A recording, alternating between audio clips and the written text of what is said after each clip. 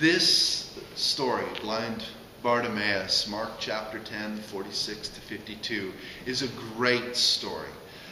I want to just go ahead and tell you that it's a great story. If you're Bartimaeus, it's a great story. If you're Bartimaeus. If you're not, if you find yourself in the crowd looking on, you might have a few behavior adjustments ahead. But for those who hurt, for those who suffer, for those who have pain, we find Jesus healing and affirming. For most of us, we probably have a bit of a toe in both worlds. We can see Bartimaeus some days, and other days we can see the crowd looking on. The way everything starts in this passage, it sort of twists and turns things around on us. It's a challenging set of verses if we really delve into them and we read them and consider them. But they're also a set of verses that offer us incredible hope.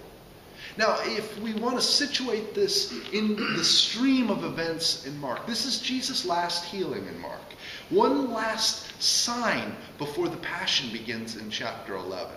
The rich young ruler had his interview and went away sad. James and John were shown a cross instead of seats of power on the right and left-hand side of our Lord. And the words have been spoken by Jesus nonetheless. The Son of Man came not to be served, but to serve. But before we get there, before we jump into chapter 11 and the passion story of Jesus, we have one last stop along the way. We meet Bartimaeus, a blind beggar. And it's good for us to notice when we meet Bartimaeus that he's introduced as a blind beggar. This is a very interesting juxtaposition. He has a physical ailment. He wants his sight back. But he's also a beggar living in poverty. Walter Brueggemann, a commentator on this and the Bible, and in particular on this passage, offers some suggestions about this relationship between Bartimaeus' blindness and his status, his socioeconomic status as a beggar. Brueggemann writes, perhaps he was blind and therefore couldn't get an education and could not work, and so he ended up as a beggar. Perhaps. But there are blind people who don't end up as beggars. Or maybe because he was a beggar, he never had access to nutritious food or health care, and so he became blind. The cause and effect relationship between the man's poverty and his blindness is difficult to determine. It may be enough to simply note that physical ailments often accompany poverty and powerlessness. When people quit caring and hoping for things, they often give up on physical well-being as well. And Bartimaeus, when we meet him in this passage, confronts us with the problem of pain, whether brought on by our actions or whether just the pain to which no sane person can find an answer. And it would have been really helpful if, at this point, Mark had given us some clue as to why Bartimaeus was in this situation. We know that there's some significance here because Bartimaeus is the only named recipient of a healing miracle in Mark. This lends a bit of weight to this story. We have Jairus' daughter back in Mark chapter 5, but we don't have any other named recipients. We don't know people's names. As a matter of fact, we have the woman who was healed, and it ends with this will always be told in memory of her, but she remains anonymous.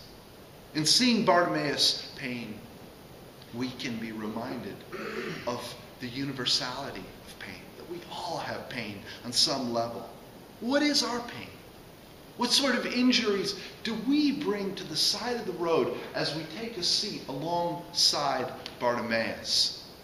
We know in our contemporary culture, Bartimaeus type people, homeless, hungry, starving people. people with mental handicaps, people with physical handicaps who aren't able to receive care for their handicaps, soldiers who've come home with traumatic injuries. We've seen them and understand these modern equivalents of that phrase, blind beggar. But then, as we turn it inward and we look at our own lives, we can also identify with Bartimaeus. And when we look at our own pain, we can speak authentically to those who suffer, whether from abuse or poverty or just a sense of being powerless. Bartimaeus speaks to where we are, and he also speaks to the world all around us. His voice resonates with our pain and with the pain of voiceless people all over the world. What about the crowd? What are they doing? How do they see Jesus? Do they view Jesus as somebody who can authentically help them, authentically transform them, authentically change them into the people that God is calling them to be? How do they feel about Jesus' response to Bartimaeus? See, the crowd likes having Bartimaeus. They like having him blind, and they like having him as a beggar. When Jesus heals him, Jesus upsets the cultural expectations. And in a very real and tangible way, he subverts the norm. The crowd wants Bartimaeus silenced because they need him kept low in order to be able to have their position over him.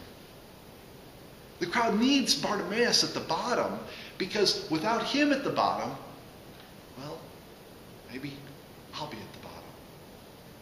Someone has to be at the bottom, and as long as Bartimaeus is around, no one else has to worry about it. He's the lowest of the low, and no one has to worry that it might happen to him or her. Bartimaeus is only a beggar in relation to other people. They have to have one another in order to maintain their respective positions. The crowd in chapter 11 is just about to enter Jerusalem. Just about to enter Jerusalem shouting Hosanna. They're about to experience the euphoria of feeling like they're on the winning side of that triumphal entry. And if Bartimaeus is liberated from his position, is he going to take somebody else's place? Because of course, and I say this tongue-in-cheek, we don't believe there's room for everybody. Somebody has to be excluded. There must be some Bartimaeus types in order for everyone else to be able to be on the winning side. You have to have losers if you're going to be winners. And this is also part of the pain with which Bartimaeus lives. He's probably known this pain and this status his entire life. But instead of giving in to the pain, succumbing to it, he sees Jesus and he calls out in faith. He acts in faith. We heard a reading from Hebrews earlier. Later in Hebrews, we heard from Hebrews 7, but later in Hebrews 11, we hear that faith is the assurance of things hoped for, the conviction of things not seen. In faith, Bartimaeus calls out. He has faith that Jesus can twist around and subvert this social norm and restore him to his wholeness. He has faith that God can heal him, and he acts out in faith against the oppressive urging of the crowd. He calls again, louder than the first time. Even after they've told him to be quiet, he calls out. And at this point, Jesus does something that's incredible. And it's so easy to miss it. It's so easy to just breeze on through it when we're reading this passage. I don't want us to miss it. Jesus is not one that indicates the urgency of the rest of the Gospel of Mark. We've constantly been moving toward Jerusalem. There's been this sense of movement throughout the Gospel, and it's very fast-paced. What does Jesus do here? He does a quick wham bam, thank you ma'am, healing, and is on his way. No. Jesus stops. Jesus stands still. For many of us, this would be very difficult. For some of us, this will be the showstopper because we don't know how to stop and be still for a moment. It's certainly not part of a solution, but Jesus stops. When we hear Bartimaeus call out, do we stop?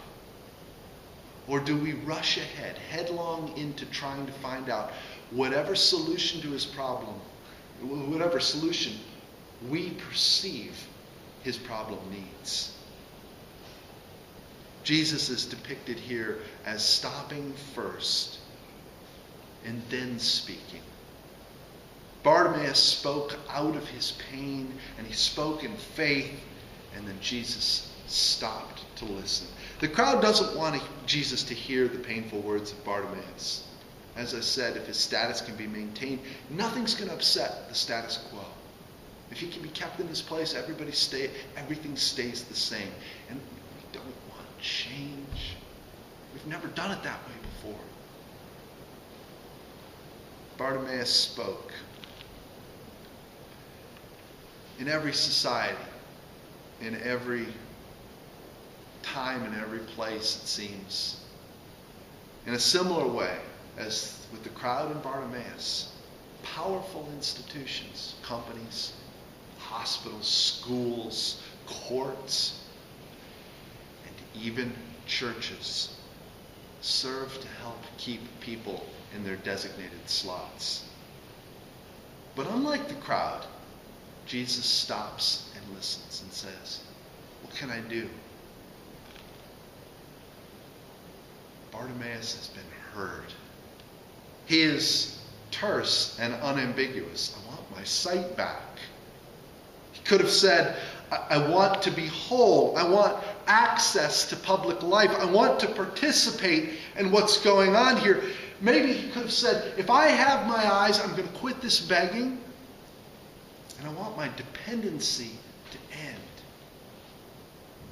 Jesus responds and grants his request. But this is such a dangerous phrase, Jesus says. It's taken out of context all the time. Your faith has made you well. Your faith has made you well. This is a dangerous statement because many people misappropriate these words to mean with enough faith one can do anything. One can heal anything, cause anything, cure anything. Maybe with enough faith one can cause God. One can force God to do anything, to heal, to cure, to restore, to create wealth. When faith is all that is necessary, Jesus no longer becomes part of the story. God is taken out of the picture completely. It's just faith. Some people might suggest that with enough faith, all pain can be relieved. But try telling that to Bartimaeus. Faith led him to speak out. And then the healing can take place with Jesus available as a committed partner in dialogue. And in that dialogue, there is the power to transform life. And the result is that the community can then be transformed as well. But it isn't faith alone. It isn't faith in isolation. It's faith in dialogue with Jesus. This morning, with the rain pounding outside, the wind building up, we see this story includes a crowd of people who don't want Jesus in the picture. They like being on Jesus' side. They want to walk with Jesus triumphantly into Jerusalem. But they don't want him to make any changes. And they especially don't want him to change their lives. When we see ourselves in that crowd, we see an example to avoid. This morning we also meet Bartimaeus. He represents the pain of the powerless and the oppressed and the hurting and the suffering. And he needs us to hear his voice. He needs us to stop and listen. He needs Jesus, but he also needs us to be Christ in the world to him. We also meet a Bartimaeus in whom we see ourselves. His voice can resonate with our pain, our sense of loss, our sense of helplessness, and our need to be heard.